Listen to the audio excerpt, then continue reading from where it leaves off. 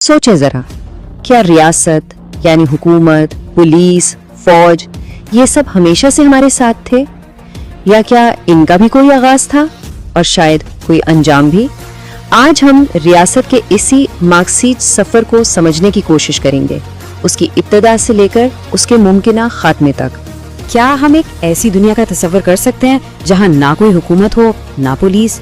शायद हमारे लिए सोचना भी बहुत मुश्किल है, लेकिन क्या इंसानी तारीख हमेशा से ऐसी ही थी? आइए जरा गहराई में जाकर देखते हैं। तो इस सवाल का जवाब ढूंढने के लिए हमें वक्त में बहुत पीछे सफर करना होगा, एक ऐसे दौर में जहां रियासत का कोई वजूद ही नहीं था। ये है हमारी कहानी का पहला बाब। इस दौर को बयान करने के लिए एक नाम आता है, फ्रेडरिक एंगल्स का, जिन्होंने इसे इब्तिदाई इश्तराकियत कहा। अब ये कोई सियासी नारा नहीं था, बल्कि ये उस वक्त के समाज की एक हकीकत थी। एक ऐसा दौर जब ना कोई अमीर गरीब था, ना किसी की जाती जायदाद थी, और ना ही आज की तरह कोई हुकूमत या पुलिस का निजाम था। तो जिंदगी कैसी थी उस दौर में, जरा तसव्वुर करें।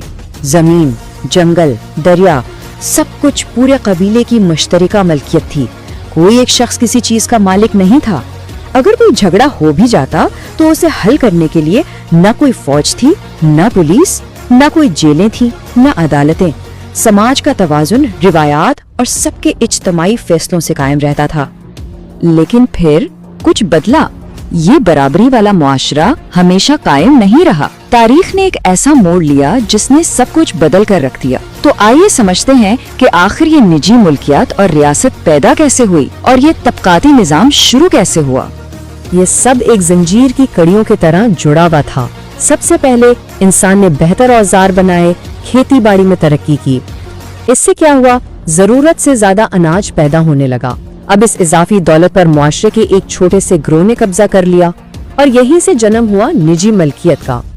बस जैसे ही ये हुआ, मुआशरा दो हिस्सों में बंट गया। एक वो जिनके पास सब कुछ था और दूसरे वो जो उनके लिए काम करते थे। और आखिर में इस नए अमीर तबके को अपनी दौलत की हिफाजत के लिए एक इदारे की जरूरत पड़ी, एक ऐसी ताकत जो उनकी मलकियत को दूसरों से बचाए। इसी इदारे को हम आज रियासत कहते हैं। और यहीं पर एंगल्स का वो मशहूर जुमला सामने आता है कि रियासत उस वक्त जन्म लेती है जब तबकाती तजादात इतने बढ़ जाएं कि उनमें मुसालहत मुमकिन ना रहे। यानी सीधे अल्फाज में रियासत कोई गैर जानिबदार इदारा नहीं है जो सबके लिए इंसाफ करे, बल्कि ये खुद तबकाती तकसीम की पैदावार है जिसे एक तबका दूसरे पर अपना तसल्लुत कायम रखने के लिए इस्तेमाल करता है। तो ठीक है, रियासत बन गई, लेकिन आज के दौर में इस सरमायादाराना निजाम में रियासत का क्या किरदार है? आइए इस कहानी को मौजूदा दौर तक लाते हैं और देखते हैं कि ये नजरिया आज की रियासत को कैसे देखता है। देखें, इस नजरिए के मुताबिक रियासत का चेहरा तो बदलता रहा, लेकिन उसकी रूह, उसका बुनियादी मकसद वही का वही रहा। कदीम मुआशरों में ये गुलामों के मालिकों की हिफाजत करती थी। जागीरदाराना दौर में ये जागीरदारों की ताकत थी, और आज के सरमायादाराना दौर में ये सरमायादार तबके के मफादात की मुहाफिज है। शक्लें बदल गई, किरदार वही रहा।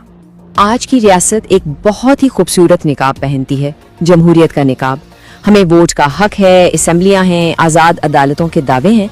लेकिन ये नजरिया कहता है कि इस जमहूरी दिखावे के पीछे असल ताकत हमेशा उसी तबके के पास रहती है जो मुल्क की मईशत, फैक्ट्रियों और बैंकों को कंट्रोल करता है। अच्छा, तो इस हुक्मरानी को कायम रखने के लिए रियासत के पास कौन से औजार हैं? फौज और पुलिस जो ताकत का इस्तेमाल करते हैं, अदालतें जो ऐसे कवानीन को नाफिज करती हैं जो निजी मिल्कियत का तहफ्फुज करें, और ब्यूरोक्रेसी जो इस पूरे निजाम को चलाती है।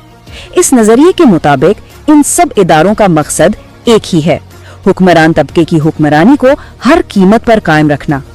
लेकिन बात सिर्फ तबकात की नहीं है। कहानी में एक और अहम मोड़ आता है, और वो है कौमियत का। आइए अब इस तज्जिए में एक और पर्द शामिल करते हैं और देखते हैं कि रियासत, कौम और इनकलाब का आपस में क्या रिश्ता है। और यहीं पर व्लादिमीर लेनिन एक बहुत ही कहले इनकलाबी नुक्ता पेश करते हैं। वो कहते हैं कि मौजूदा रियासती मशीनरी को तोड़ना जरूरी है। क्यों? क्योंकि उनके मुताबिक ये रियासत बनी ही एक तबके की खिदमत के लिए है। आप इसमें छोटी मोटी तब्दीलियां करके इसे सबका नहीं बना सकते। इसे जड़ से उखाड़ कर एक बिल्कुल नई किस्म की रियासत बनानी होगी। तो ये नई मजदूर रियासत पुरानी रियासत से मुख्तलिफ कैसे होगी? जरा इन दोनों को आमने सामने रखकर देखते हैं। एक तरफ सरमायादाराना रियासत है जो सरमायादारों के मफाद देखती है और इस्तेसाल को कायम रखती है।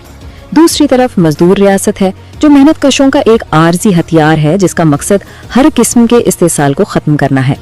एक में फैसले ऊपर से नीचे आते हैं, दूसरी का ख्वाब अवाम का बराह रास्त जमहूरी कंट्रोल है। इस नजरिए में एक और बहुत अहम बात यह है कि सरमायादारी कौम परस्ती और सरहदों को एक हथियार की तरह इस्तेमाल करती है। हुक्मरान तबके अक्सर कौम, मजहब या नस्ल के नाम पर लोगों को आपस में लड़वाते हैं ताकि मेहनत कश तबका मुत्तहिद होकर अपने असल मसाइल पर तवज्जो ना दे सके। तो फिर इस कौमी मसले का मार्क्सी हल क्या है? इसकी बुनियाद 4 उसूलों पर है। अव्वल, तमाम कौमों के लिए मुकम्मल बराबरी। दोम, हर कौम को अपनी किस्मत का फैसला खुद करने का हक, जिसे हक खुद इरादियत कहते हैं। सोम, हर किस्म के कौमी जबर का खात्मा। और आखिर में इन तमाम आज़ाद कौमों का अपनी मर्जी से एक सोशलिस्ट फेडरेशन बनाना जहां सरहदें सिर्फ लकीरें रह जाएं। लेकिन यहाँ एक दिलचस्प सवाल पैदा होता है ना? अगर मकसद रियासत को खत्म करना है तो फिर एक नई मजदूर रियासत क्यों बनाई जा रही है? क्या कहानी यही खत्म हो जाती है? नहीं, बल्कि ये रियासत के आखिरी बाब का आगाज है। आइए देखते हैं कि हतमी मंजिल क्या है। यहाँ मार्क्सिज्म का एक बहुत मशहूर नजरिया सामने आता है, रियासत का बदतदरीज खात्मा। याद करें, रियासत पैदा ही तबकाती लड़ाई की वजह से हुई थी।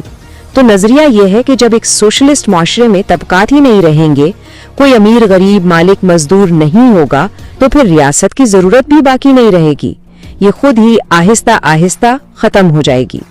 और यही हतमी मकसद है, यानी इन लोगों पर हुकूमत करने के निजाम से निकलकर चीजों का इंतजाम करने वाले निजाम की तरफ जाना। मतलब एक ऐसा मुआशरा जहां जबरो कंट्रोल की जरूरत ना हो, बल्कि वसाइल की पैदावार और तकसीम सब मिलकर हमआहंगी के साथ करें। तो आखिर में हम उसी बुनियादी सवाल पर वापस आ जाते हैं, क्या रियासत के बगैर एक दुनिया वाकई मुमकिन है या ये सिर्फ एक ख्वाब है? क्या रियासत इंसानी माशरे का एक मुस्तकिल और लाजमी हिस्सा है? इसका जवाब शायद हमें आने वाली तारीख ही देगी।